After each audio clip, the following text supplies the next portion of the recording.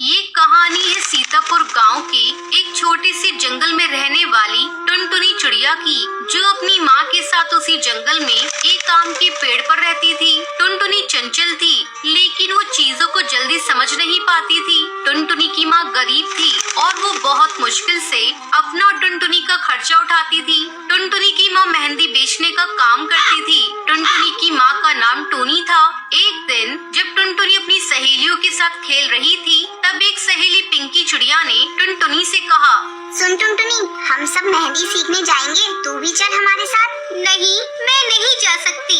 क्यों नहीं जा सकती तू?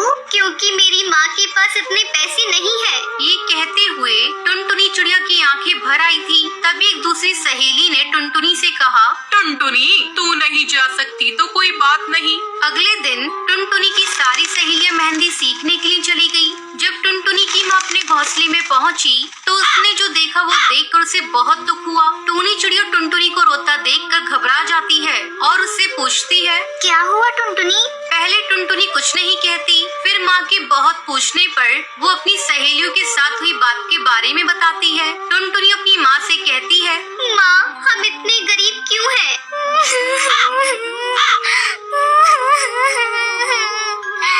ये कहते कहते टुनटुनी और फूट फूट कर रोने लगती है। ये देख उसकी माँ भी खुद को रोक नहीं पाती और टुनटुनी को अपने सीने से लगाकर रोने लगती है। ये सब एक दूर बैठा हरी तोता देख रहा था। हरी तोता टूनी चिड़िया के पास गया। हरी तोते ने टूनी चिड़िया से पूछा, क्या हुआ टूनी बहन? टुनटुनी मेहंदी लगाना सीखना चाहती है, पर मेरे पास इतने पैसे नहीं हैं कि मैं इसे मेहंदी सीखने भेज सकूं। ये सब कहते हुए टूनी चिड़िया की आंखों से आंसू बहने लगी। हरी तोता ने टूनी चिड़िया से कहा, रो मत बहन, तुम्हारी टुनटुनी को मेहंदी लगाना मैं सिखा दूंगा और तुम्हें पैसे भी नहीं देने पड़ेंगे। सच तोता भैया, आप सिखाओगे?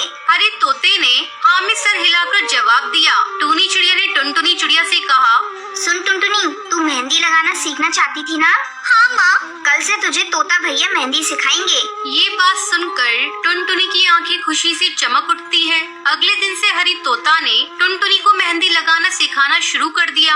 हरी तोता ने टुनटुनी को कठिन मेहंदी डिजाइन को भी आसानी से बनाना सिखा दिया। कुछ दिन बाद टुनटुनी मेहंदी लगाने की कला में निपुण हो गई थी। उधर टुनटुनी की सहेलियां भी मेहंदी सीख चुकी थी।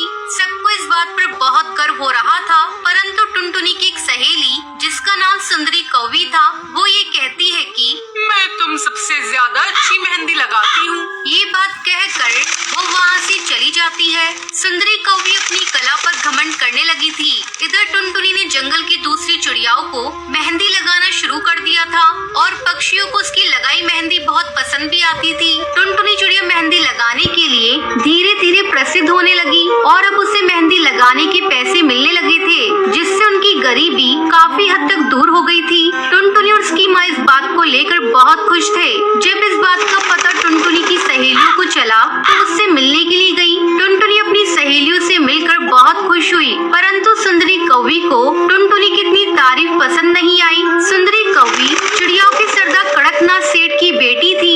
सुंदरी कौवी ने सरदार से कहा, पिताजी, क्यों न इस बार जंगल में मेहंदी प्रतियोगिता रखी जाए। इससे ये पता चल जाएगा कि इस जंगल में सबसे अच्छी मेहंदी कौन लगाता है।